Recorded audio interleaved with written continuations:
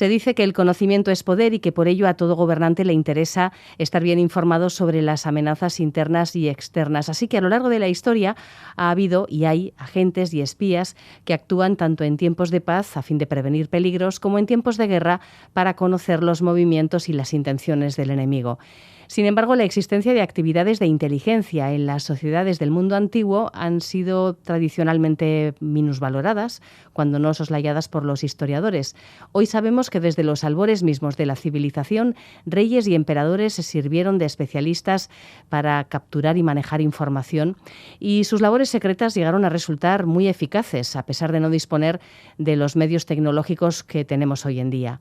La inteligencia política y militar en el mundo antiguo, desde el Egipto de los faraones hasta los primeros reinos cristianos, es el tema de un libro que ha aparecido recientemente en el que participan diversos especialistas internacionales en historia, filología, arqueología y estudios clásicos. Con uno de sus autores, que es además quien coordina la obra, vamos a conversar en esta sección de Eusko Ikaskuntza con Juan Aguirre al timón, como siempre. Gabón, Juan. Gabón, Eva, sí, vamos a conversar con el profesor Fernando Bermejo Rubio, profesor de Historia Antigua en la UNED, un reconocido experto a nivel internacional en el judaísmo de la época de Herodes, en el cristianismo antiguo y en el maniqueísmo. Recordarás, Eva, que lo tuvimos hace ya año y medio, allá como a finales del año 24, para conversar sobre su obra La invención de Jesús de Nazaret, historia, ficción, historiografía, un libro que ha tenido un gran impacto y además por su profundidad, claridad, por el rigor con el que explica la figura de Jesús como una construcción cultural que da soporte a los relatos de la fe. Y hoy hemos vuelto a invitarle con motivo de la aparición de este libro que has comentado, Servicios de inteligencia en la antigüedad, los orígenes históricos del espionaje, obra colectiva dedicada monográficamente al análisis de este tema en el contexto del mundo antiguo y publicada por la editorial ACAL. Buenas noches, profesor Bermejo Rubio. Hola, buenas, Juan, ¿qué tal? Buenas noches. Se ha dicho que el del espía, esta es una frase que aparece en el libro, me ha llamado la atención, que el espía es quizá el oficio más antiguo del mundo, ¿verdad? Sin embargo, como hemos anticipado, el tema de los servicios de información no parece que haya sido objeto de estudio, al menos frecuentemente, entre los historiadores de la antigüedad. ¿A qué hemos de achacar esto? Bueno, el tema sí ha sido ciertamente tratado, como se puede ver, podría ver cualquiera que echara un vistazo a las bibliografías de los distintos capítulos del libro, pero sí es cierto que ha sido menos tratado que otros muchos temas, digamos, de historia antigua, ¿no? Eso a mi modo de ver obedece a varios motivos, ¿no? Uno de ellos es ciertamente el problema de las fuentes, ¿no? Si uno de los principales obstáculos que encuentran los historiadores de la antigüedad es la escasez de testimonios, pues este obstáculo se ve agravado de manera exponencial en el caso que nos ocupa, ¿no? Precisamente porque, dado el carácter clandestino y secreto de las actividades de inteligencia, los testimonios al respecto, bueno, acostumbran a ser bastante exiguos, ¿no? Y esto entraña ya una primera dificultad. Y luego está seguramente el temor a pecar de anacronismo, ¿no? Igual que, por ejemplo, ciertos conceptos como el de nacionalismo, ¿no? Pues se suelen evitar en el tratamiento del mundo antiguo, pues seguramente muchos piensan que hablar de servicios de inteligencia en la antigüedad es anacrónico, pues imaginan que tales servicios son solo agencias tan complejas en organización y en tecnología, pues no sé, como la CIA o el KGB, ¿no? Y finalmente creo que no hay que descartar la intervención de ciertos prejuicios idealistas, ¿no? El hecho de que la conservación del poder y las grandes conquistas requieran actividades encubiertas que pueden implicar el disimulo, el engaño, pero también la violencia física, pues no es una cosa que se suela reconocer de buen grado, ¿no? Así que yo creo que, aunque estos prejuicios pueden haber sido a menudo inconscientes, pueden estar desempeñando también un papel que contribuye a explicar por qué un tema, ¿no?, tan importante como el de los servicios de inteligencia ha sido tan a menudo soslayado. ¿A lo largo del tiempo se observa algún tipo de evolución en la composición de los cuadros de espías y de agentes de inteligencia? Bueno, no se puede sacar. A ver, hay una evolución en la medida en que, como se ha dicho al principio, ¿no?, pues existe también una complejización, ¿no?, de la tecnología, Y en ese sentido, pues claro que han cambiado muchísimo las formas más elementales de captar información hasta las que se tiene hoy, ¿no? Y en ese sentido sí que hay una cierta evolución, pero no se puede pensar, digamos, que por el hecho de que haya habido una evolución no hay actividades de inteligencia que merezcan ese nombre, incluso servicios de inteligencia en el mundo antiguo. Y hay una expresión también que se utiliza en varios capítulos a lo largo del libro, que es la de los ojos y los oídos del rey, que era una expresión que se utilizaba en las civilizaciones antiguas para designar a los agentes, a los informantes, que bueno, podían ser reclutados, también de esto se hace un pormenorizado análisis, podían ser militares, podían ser comerciantes, monjes, incluso adivinos, ¿verdad? ¿De dónde proviene? ¿A qué se debe esta expresión? Los ojos y los oídos del rey. Pues, Juan, se debe a que, digamos, algo tan sencillo como que la vista y el oído son los sentidos mediante los que se consigue más fácilmente información, ¿no? Y, de hecho, el mirar y el escuchar son lo que podríamos llamar las formas elementales, ¿no?, del espionaje. Y siguen funcionando hoy en día, ¿no? Aunque los modos de visión y de escucha pues se hayan hecho mucho más sofisticados que en la antigüedad, ¿no?, mediante teléfonos, drones, satélites, etcétera, ¿no? De ahí que en Persia o en Egipto, pero también en la Grecia helenística, ¿no?, la expresión los ojos y los oídos del rey pues encapsulase la referencia más habitual, ¿no?, a los informantes y espías. Cuando se habla de espías pensamos siempre en información relativa a enemigos y pensamos en enemigos extranjeros de otros países. Sin embargo, en el libro queda patente que las actividades de espionaje se han dirigido también mucho a controlar lo que en un momento dado podía hacer la población del propio Estado. ¿Podrías ponernos algún ejemplo histórico de esta actividad?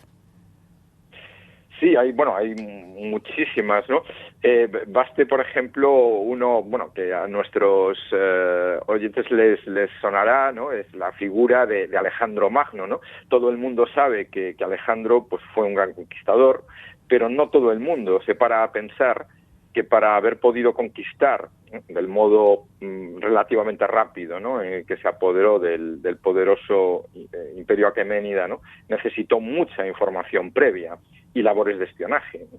Y no solo en Persia, sino también en Egipto, ¿no?, que pertenecía por entonces a los persas y que tuvo que de alguna manera conquistar antes de emprender la campaña de Persia, ¿no?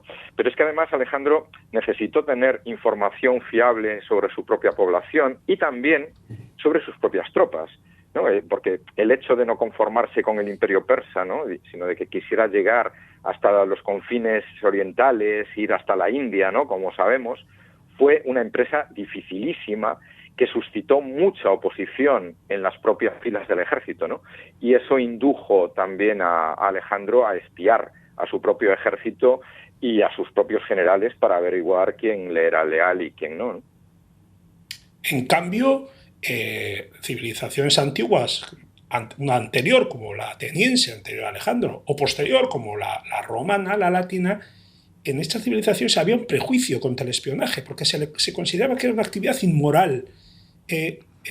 Fernando, ¿en qué se sustentaban estos escrúpulos y en qué medida pudieron influir en las derrotas que sufrieron ambas potencias?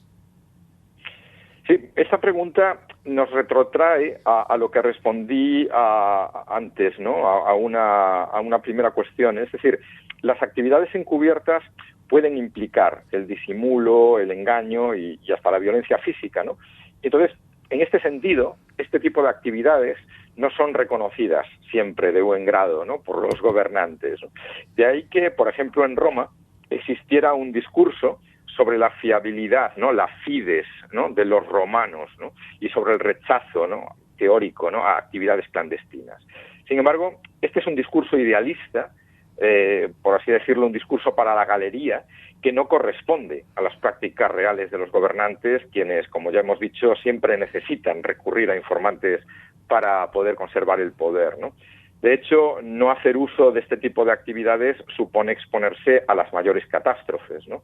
Que se lo pregunten, si no, por ejemplo, al general romano Publio Quintilio Varo, ¿no?, que en el año 9, en tiempos del emperador Augusto, perdió no solamente la vida, sino que perdió prácticamente la totalidad de sus 3 legiones, además de otras tropas auxiliares, por no contrastar la información que le estaba llegando, ¿no? De que había uno de sus colaboradores, ¿no? El germano Arminio, pues que estaba preparando emboscadas contra su ejército, ¿no?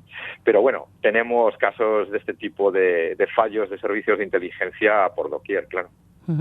Estamos hablando con el profesor Fernando Bermejo Rubio, uno de los autores de este libro sobre los servicios de inteligencia de la antigüedad, y su parte aborda en el libro un tema del que ya hablamos en su momento, que nos sitúa en la época de Jesús de Nazaret, el periodo dinástico de los Herodes, reyes clientes del Imperio Romano en Galilea. Surge aquí la pregunta sobre si Jesús de Nazaret, que como sabemos fue vigilado y finalmente detenido y condenado, pudo ser víctima de informadores al servicio de Herodes Antipas o del prefecto romano Poncio Pilatos, incluso si Judas, el apóstol que lo traicionó, fue uno de los espías. Pues a ver, al respecto, lo primero que se puede decir es que la historia del final de este predicador galileo, Jesús de Nazaret, tal como se cuenta en los evangelios, ¿no?, en los llamados relatos de la pasión, es extremadamente implausible. Pues como se ha demostrado a menudo, ¿no?, yo lo he hecho por extenso en mi libro La invención de Jesús de Nazaret, los relatos de la pasión contienen muchas inconsistencias y muchas improbabilidades históricas, ¿no? Entonces pensemos, por ejemplo, ¿no?, en el hecho tan curioso de que prácticamente de los romanos no se habla nada durante, ¿no?, los evangelios, y solamente al final es cuando tenemos que, bueno, quien crucifica a Jesús de Nazaret, la crucifixión era un modo de ejecución típicamente romano, sobre todo también en esta zona, ¿no? Pues resulta que son los romanos. O sea, antes no aparecen los romanos prácticamente para nada, y de repente al final aparecen y son nada menos que los responsables de la ejecución de Jesús y de otros personajes, ¿no? Bueno, pues este contraste, no sé, es bastante curioso, ¿no? Y hace pensar, ¿no? Entonces, dado que los propios evangelios se refieren a espías e informantes, dado también que sabemos que tanto los gobernantes herodianos como los gobernadores provinciales romanos disponían de servicios de información, y que Jesús mantuvo una posición muy crítica frente a los gobernantes herodianos y frente a los romanos, esto se puede inferir fácilmente cuando se hace un análisis crítico de los textos, ¿no? Pues es altamente plausible que, sea por espías herodianos o romanos, el prefecto Poncio Pilato pues estuviera informado de las actividades de Jesús y tuviera mucho que ver, no solamente en su ejecución, sino también en su arresto, que los evangelios, prácticamente casi de manera unánime, pues atribuyen a las autoridades judías, ¿no? Bueno, en todo caso, tanto el libro al que he hecho referencia antes como mi capítulo en el volumen Servicios de Inteligencia en la Antigüedad abordan de forma bastante detallada esta cuestión, que es ciertamente apasionante. Desde luego que sí. Bueno, ¿y cuál es la aportación de este libro sobre el que estamos hablando? Servicios de inteligencia en la Antigüedad, los orígenes históricos del espionaje, habida cuenta de que, comentábamos al principio, que no ha sido un objeto de estudio frecuente, ¿no?, en la historia. Sí, a ver, la novedad de este libro realmente es grande. Es novedoso a nivel nacional e incluso en el ámbito hispanoamericano, pues no hay ningún volumen colectivo dedicado a estudiar este tema en la antigüedad. Pero es que incluso podemos hablar a un nivel más genérico, ¿no? A nivel internacional, en Francia se publicaron hace unos años 3 volúmenes, una especie de una trilogía, y el primero está dedicado a los servicios de inteligencia en la antigüedad y en la Edad Media, ¿no? Pero el que hemos publicado en NACAL es el primero que se hace dedicado exclusivamente al mundo antiguo, ¿no? Y además, que contempla un ámbito muy amplio, ¿no? Porque hay 4 partes, una parte está dedicada al mundo oriental, incluso a la India, ¿no?, a la India antigua, otra parte dedicada a Grecia, otra a Roma y otra a la antigüedad tardía. De modo que en este sentido sí que creo que es una novedad en el panorama bibliográfico. Una aportación interesante para quien además disfrute con ensayos sobre la historia. ¿Recordamos el título, Juan? Servicios de inteligencia en la antigüedad, los orígenes históricos del espionaje, una obra colectiva en la que participan 17 especialistas de distintos países, coordinados por Fernando Bermejo Rubio, que es también, como os acabo de explicar, coautor de uno de los capítulos. Y está editado efectivamente por ACAL. Bueno, pues un libro interesante sin duda, Fernando. Muchísimas gracias y buenas noches. Muchísimas gracias a vosotros, Eva y Juan. Buenas noches.